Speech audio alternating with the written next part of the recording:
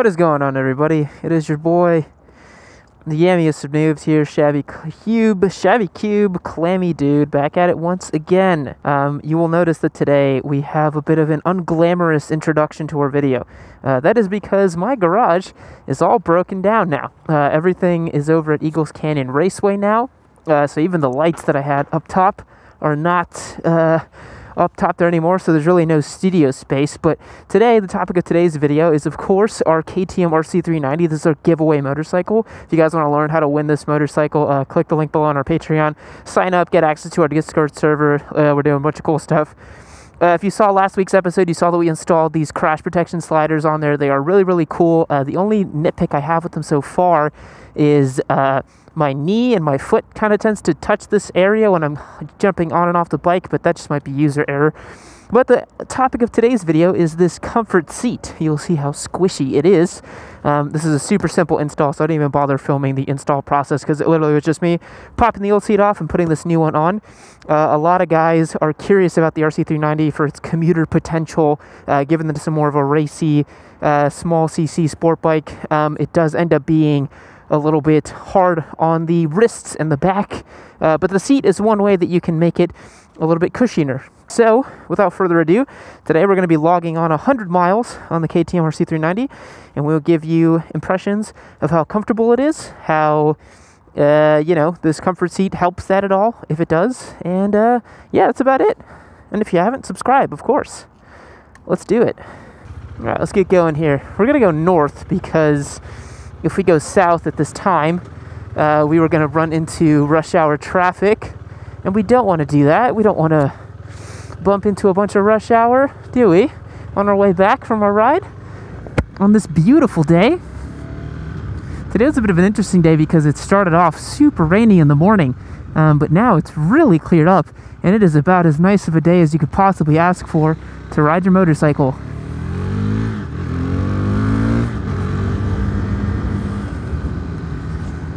So, as you can tell on the odometer, maybe you can see that there, we're sitting at 492 kilometers.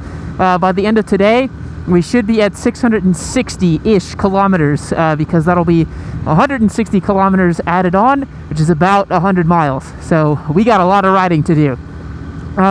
Because that's probably going to take me about, Oh, nice. That dude on the Daytona just warned me there's a cop ahead, so that's very nice of him. Let's see, where's he at? I'm going 55 kilometers per hour in a 30 mile per hour zone. I think I should be all right doing that. See, this is why riding is a brotherhood, man. You got guys tapping on the top of their head, warning you about the cops further up. This road is really known because the speed limit is so ridiculously low. There he is. There he is. Just chilling, waiting to strike. And that is good that he pointed that out to us. Thank you, random Daytona man. If I see you on the internet, know that you have my eternal gratitude. Anyways, yeah, today's a nice day. What else did I say? 660 kilometers, 100 miles. Got a lot of riding to do. Oh, yeah. So, I'm not going to be filming all of it. I'm going to kind of give you my initial impressions of it right now, as we get off on our journey. And then periodically I'll stop and kind of gather some thoughts and all that, and hopefully we can make sure that we get a nice video for you guys here. So initial impressions, like, it is squishier and comfier, but at the end of the day, guys, the RC is a pretty committed motorcycle, and it's not really, a seat can only do so much. If you buy one of these bikes, you have to be sure that your back is up for it, you know what I mean? You got to be sure that you're willing to stay in this committed position, because it's not really the seat that's going to cause you trouble. It's the overall ergonomics of the motorcycle. So because your wrists are far down and your seat is high up and your pegs are high up too, this is going to give you a much more sporty stance when you're on it. And, I've talked about this several times. It's pretty close to a super sport, but it's not exactly a super sport. So to me, this bike is relatively comfortable, but again, I'm 26 years old. I'm pretty spry. I don't really have any problems with my back anymore, which is really great because I actually have broken quite a few of the vertebrae in my spine. But Actually don't have much issues with that anymore, so that's really nice. And I find that I can ride this thing all day long, so we're going to put that to the test today for sure. So we got the front-facing camera today, of course. We've got some nice beats on our cardo here. We're just gonna have fun and listen to some music and ride around today, and we'll report back. So see you soon.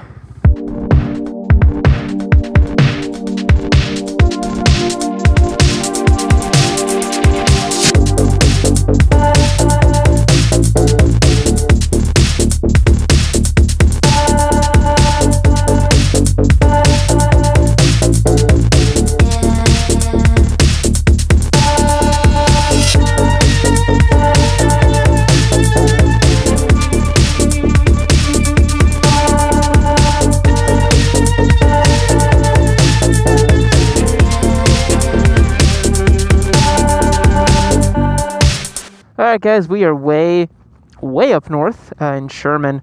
I've put on about like 50 some odd miles on the comfort seat. I think we're about halfway done with our journey, and I think we're about 50 miles to go back home, 50 or 60, something like that. So it should tidy us up for 100 miles on this comfy seat. So far, here's my initial impressions. The KTM is not a comfortable bike. No matter how you slice it, the little RC is not a comfortable bike. The other thing I find with this seat is that even though it is much more plush and squishy than the original seat, you can see that here, it's nice and plush, because I'm about 6 foot, when I'm on this bike, my butt is actually right in the back here. And so the only way that you can actually kind of comfortably use this squishy little padding is by sitting up on it like a dirt bike. I'll show you a quick clip of that. I got it while I was out riding up here. Yeah, so it find it to be still pretty uncomfortable, to be honest. It's like I said, you know, a comfort seat is not going to massively change, you know, the quality and the comfort of you on the bike. What really matters is ergonomics more than anything. But if you are doing a super long haul, this is a great seat to have on this bike. And I think the winner of this bike will enjoy the seat, because not only is it a cool seat, it does look nice on this KTM. It's got this orange stitching. It looks like a more premium part. But to be honest, if you're not commuting super long with the KTM, I don't really think it's worth it, honestly. I mean, unless you like riding in that dirt bike-like position, I really don't see the purpose of why you'd need it, honestly. So we're going to get back out on the road. I'll take you guys along on here on one of my favorite roads called 697 up here in Sherman. Probably one of the best roads in DFW. It's a stretch to call this DFW because we are so far up north. Oklahoma is like 15 miles that way, I think. So we're pretty far out there, but we'll take you along. Hope you enjoy the ride. And then I'll get back home and conclude my thoughts on this comfort seat package on the KTM RC390. Yeah, I've been meaning to get the bike out on this road because it is one of my favorite roads here in North Texas. But, you know, I also needed an excuse to kind of get some mileage on the comfort seat and to also just put some miles on the bike, actually. We're still at only about 617 kilometers, so we're not even close to the first service at 600 miles yet. That's at 1,000 kilometers or 600 miles, so still got a ways to go on that. But without further ado, let's get out on this nice little road and enjoy the KTM. Talk a little bit more about it. Gosh, it's probably been years since I've vlogged on this road on a bike, because it's so dang far. It is unbelievably far to get to this road. So to be honest, most days I'm like, is it worth it? I don't really think it is. So we got to hang a left up here. I apologize for all the sniffling, by the way. Allergy season is upon us, and your Yam is he's got bad allergies, you know, and he forgot to take some Claritin before he left the house like a dingus, and he must suffer now.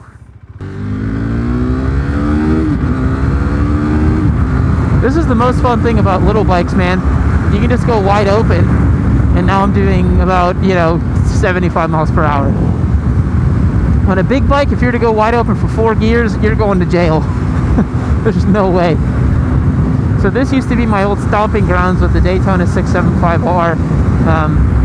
This, I mean, compared to twisty roads in California or like, you know, East Coast, Appalachian type of stuff, boy, it's nothing close to it. But, you know, for us Texas boys up here in Dallas, it's not bad. It could be worse.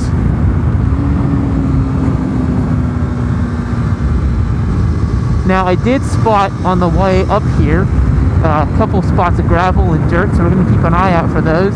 And again, guys, you know, if I haven't mentioned it before, I'll mention it again. We're running a fun pace here, but we're not doing any craziness, you know.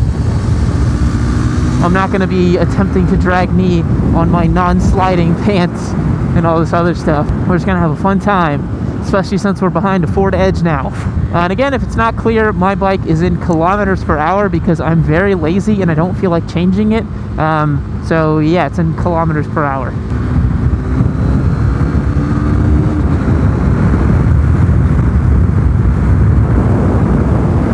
Always throw up a little wave or a peace sign when you pass somebody. Just let them know you're not a scumbag. You're just a guy who's just trying to get on with his life, you know? It's just a nice thing to do. Alrighty. So the KTM is a blast on roads kind of like this. I would prefer it to be a little bit tighter, a little bit twistier for something with this power level and weight. The KTM does feel a little out of place here on this big, kind of straight open road. You know, you can take the corners pretty quick, but if you're not on the boil, you know, you're not going to have that great of a time with it. See, we're flat out in the 6th gear. It's just fun with these little bikes, man. One thing I did notice is the KTM was giving me a high temperature warning about halfway through this road, and I hadn't even really wrung it out, honestly. Kind of kept it nice and chill, kind of like this, and it was giving me a high temperature warning, which I thought was a little excessive.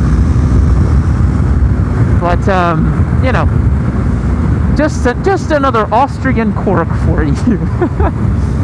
I think in Ari Henning's 5 favorites and fails video about this bike, he mentioned how it I'm gonna pass this guy.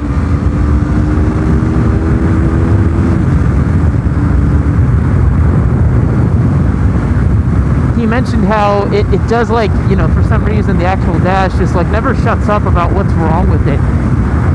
It's really annoying, he mentioned.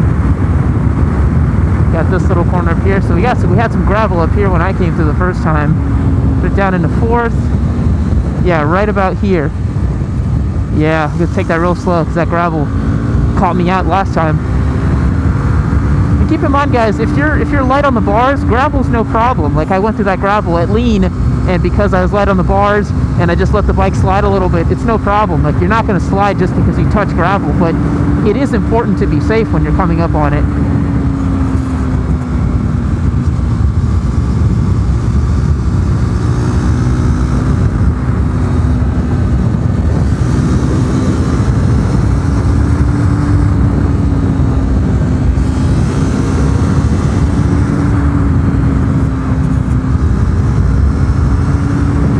So as I mentioned, this road does have, you know, a couple corners, but it's nothing too crazy. You know, it's really easy to take at a comfortable pace and just have some fun with it. And with the little bike like the KTM, you feel like a little MotoGP hero. Yeah! Wide open! Get those revs in, guide it in. It's a fun little bike, man. This one's a little sharper. Take the brakes early. Pitch it in on the throttle, easy peasy. Let's see, we're just cruising. We're not doing fast enough. I just like getting in on the bike, but we're running like a 5/10 pace here. We're not doing anything crazy. I think we're still on the speed limit, honestly. The KTM, especially on a road like this with the speed limit's like 55, 60, you'll have a hard time breaking that, honestly, if you're just having fun in the corners. You could certainly break it on the straights, but why would you? You know, there's really no reason. Not going to feel the almighty power of this single cylinder. Flat out. It's a good time, man. It's a good time on the KTM. So anyways, yeah, when you're taking like more spirited runs like this with the comfort seat, you know, you're off the seat so often that you don't even really feel it. So I think the comfort seat doesn't really matter if you're you know, taking this thing out for canyon carving on the weekends or track days. I would skip the comfort seat if that's you. But otherwise, I think the comfort seat's a great option if you commute with the bike. But if you're commuting that often with the KTM RC390, I'm kind of curious why you didn't buy a Duke 390, because I think that would be a better option, ergonomically speaking. We'll take this one a little quicker.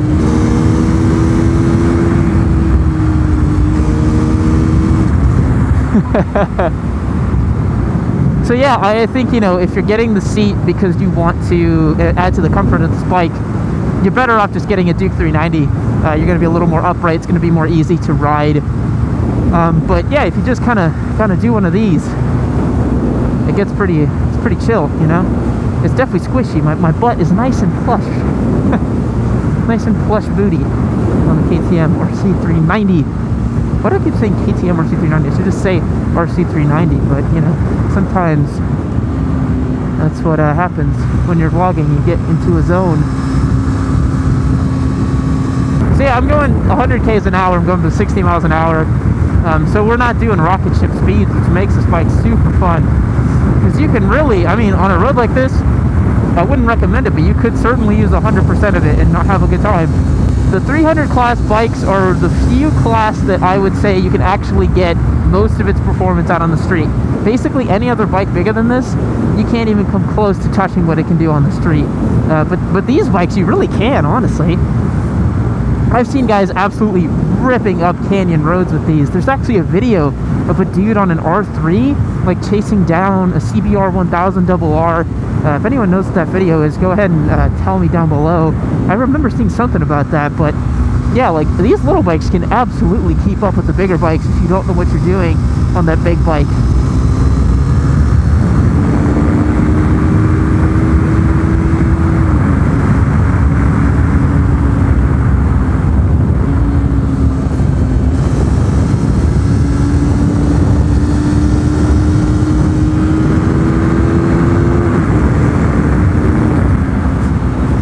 I mean, you could just absolutely wring its neck and not get in trouble. So if you want just like true riding experience, man, these little bikes can give you a lot of that. They're really fun. I mean, I'm a pretty experienced motorcyclist. I've taken several bigger middleweight class bikes on track. I've owned an FC09. I'm on my third Daytona. So obviously I do enjoy a bike with upwards of 100 horsepower. It's fun. But man, there's something so special about these little bikes, dude. It's just pure motorcycling. It's just pure motorcycling.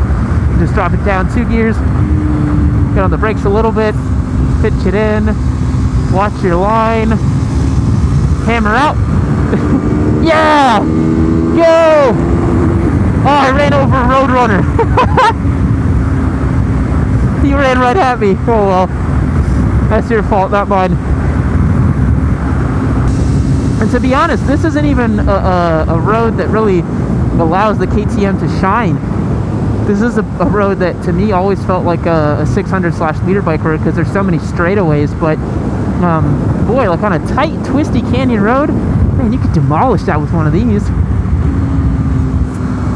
It's really fun because this engine, I guess because it's a single cylinder, it has you know, a bit better torque qualities to it. It's got really strong engine braking, so you don't even really need to use the brakes. Like, you just pitch it down a gear and you're perfectly fine. You don't really even need to touch the brakes.